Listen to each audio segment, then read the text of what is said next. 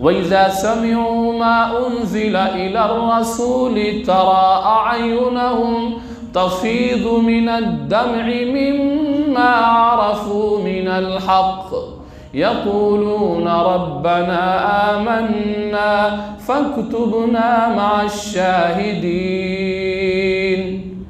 हमारे यहाँ बहुत कमी इस बात की है कि हमारी सोसाइटी में, हमारे मुआशरे में आदमी ज़ाहिरी चीज़ों की तरफ बाज़ मरतबा तवज्जो ज़्यादा देता है, लेकिन उसकी फ़िक्री पुख्तगी वो बहुत कमज़ोर होती है।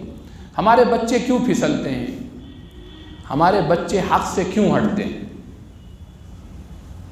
उसकी बुनियादी वजह उनकी फ़िक्री तामीर सही नहीं होती, क़ल्बी तामीर सही नहीं होती, रूहानी तामीर अंदर की जो कुरान के रंग में रंगी हुई हो उससे वो बहुत दूर होते हैं। जो कुछ अमल होता है वो किसी वजह से होता है, कोई कहीं से जुड़ा हुआ है, कोई किसी तहरीक से जुड़ा हुआ है, कोई किसी जमात से जुड़ा हुआ है, कोई किसी माहौल में है, तो वो सारी चीज़ें ज़ाहिर की वजह से होती हैं। कभी कभी ऐसा भी होता है कि एक दबाव होता है, घरेलू दबाव होता है, सोसाइटी का दबाव होता है, मालूम है वालिदैन अगर नमाज नहीं पढ़ी तो कायदे से खिंचाई कर देंगे। तो ये सारी चीज़ें वो होती हैं जिनका कोई एतबार नहीं, कोई भरोसा नहीं होता है। आपने क्या इधर देखा नहीं कि कितने अच्छे अच्छे घरानों की बच्चियां कुफ्र शिर्क के जहन्नम की तरफ चली गई, यानी जिनके ख़ानदार बहुत दीनदार हुआ करते थे। मैंने ख़ुद एक इलाके के एक बहुत ही शरीफ, बहुत ही दीनदार और बहुत ही इलाके में मशहूर, और उनकी बच्ची एक काफिर मुशरिक के साथ चली गई।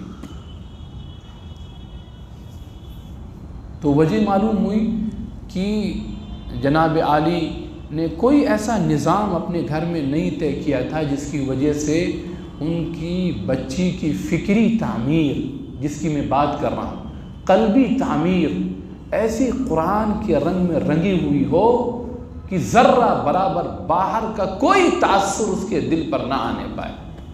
ये सबसे बड़ी उनकी कमी थी। उन्होंने पूरी तवज्जो बच्ची की ज़ाहिरी एजुकेशन पर रखी और ये समझ रहे थे कि घर का माहौल अच्छा है, हम दीनदार हैं तो बच्ची भी दीनदार होगी। ऐसा नहीं होता है। हम किसी के दिल के जिम्मेदार हो सकते हैं। मैं कह रहा हूं कि हम आपके सामने बैठे हैं, हम ज़ाहिरी तौर पर आपसे अच्छी अच्छी बातें कर रहे हैं, क्या आप हमारे दिल का फैसला कर सकते हैं कि नहीं आपका दिल भी बहुत अच्छा है? कर सकते हैं आप? नहीं कर सकते हैं।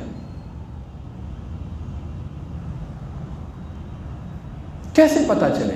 ये एक चीज़ है सोचने की।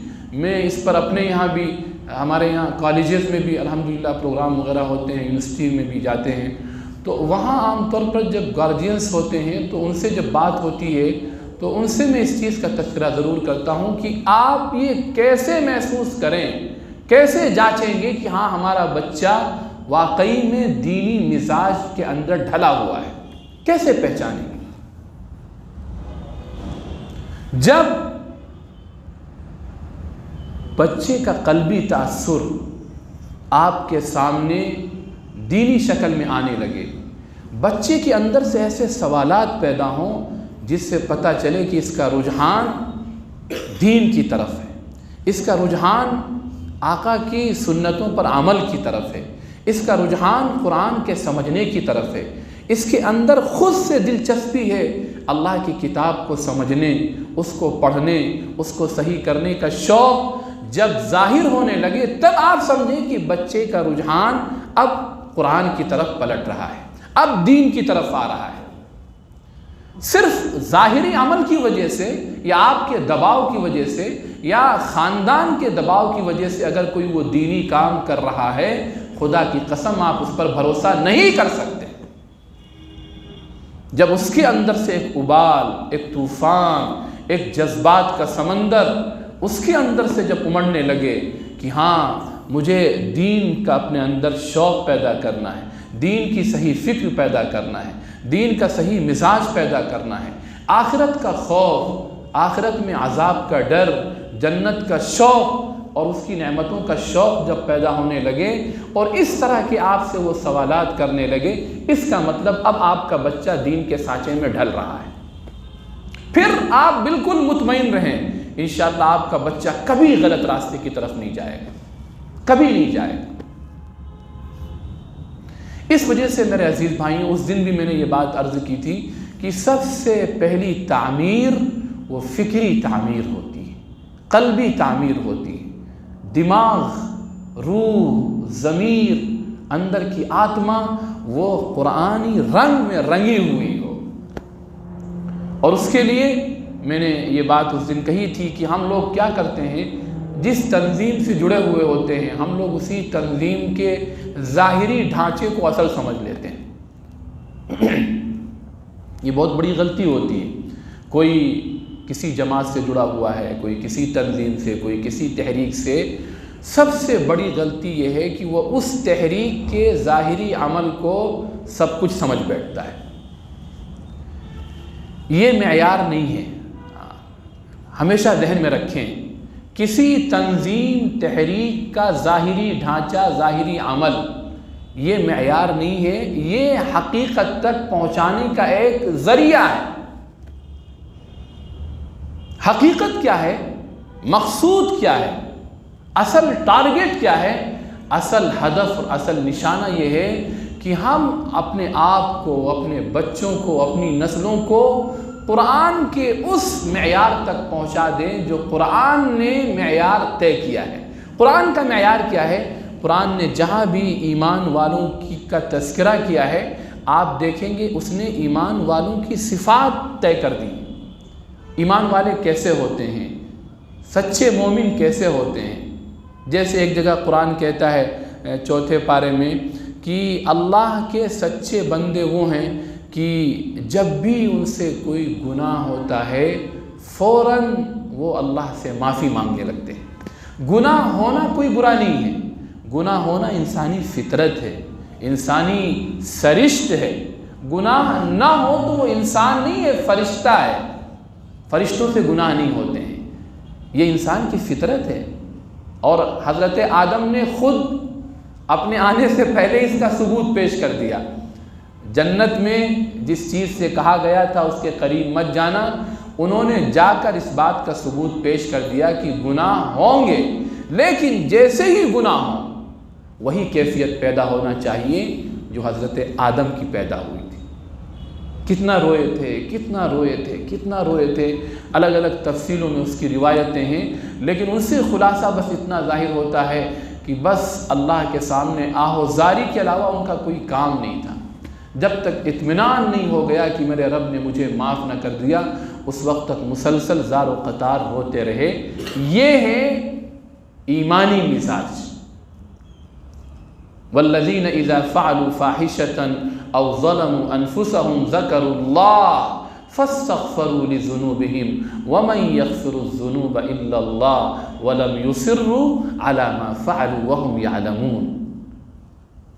ये ईमान वालों की सिफ़ात बयान की जा रही है। ये क्राइटेरिया है कि जैसे ही गुनाह हो एक बेचैनी पैदा हो जाए, जैसे ही अल्लाह की नाफरमानी हो अंदर से एक टीस, एक कसक, एक किस्म की अजीब व गरीब एक ऐसी उलझन पैदा हो कि जब तक आदमी तौबा करके अल्लाह से माफ़ी न मांग ले उसे चैन ना आए। इज़ा फ़अलू फ़ाहिशतन औ ज़लमू अनफुसहुम ज़करुल्लाह, जब भी उनसे कोई छोटा या बड़ा गुनाह हो जाता है फ़ौरन वो अल्लाह को याद करते हैं और फ़स्तग़फ़रू लिज़ुनूबिहिम, और अपने गुनाहों की अल्लाह से माफ़ी मांगते हैं। वमन यग़फ़िरुज़्ज़ुनूब इल्लल्लाह, और हकीकत भी ये है कि अल्लाह के सिवा भला कौन है जो गुनाहों को माफ़ कर सकता। तो ये है ईमान के सही मेयार की अलामत।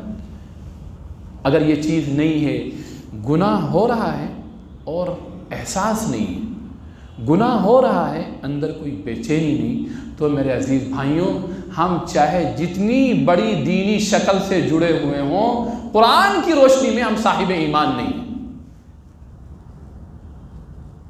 दुनिया भले ही हमें कह रही हो अल्लामा और आलिम और मुफ्ती और काजी और बहुत दीनदार, बहुत ही खैर के काम करने वाले, कुरान की शहादत यह है कि हम सही साहिब ईमान नहीं।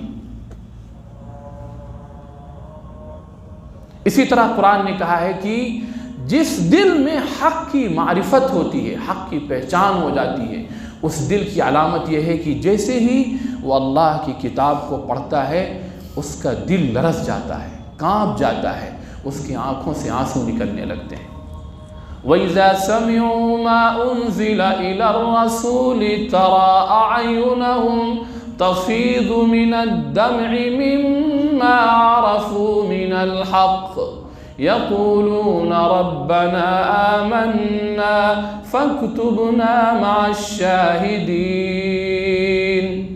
कि जब ये अल्लाह की आयत को, कुरान को सुनते हैं तो ए नबी आप देखेंगे कि हक़ के पहचानने की वजह से इनके आँखों से आंसू निकल पड़ते हैं और फ़ौरन अपने हाथ को उठाकर कहते हैं, ए हमारे परवरदिगार, हमें भी हक़ के गवाहों में से लिख दीजिए।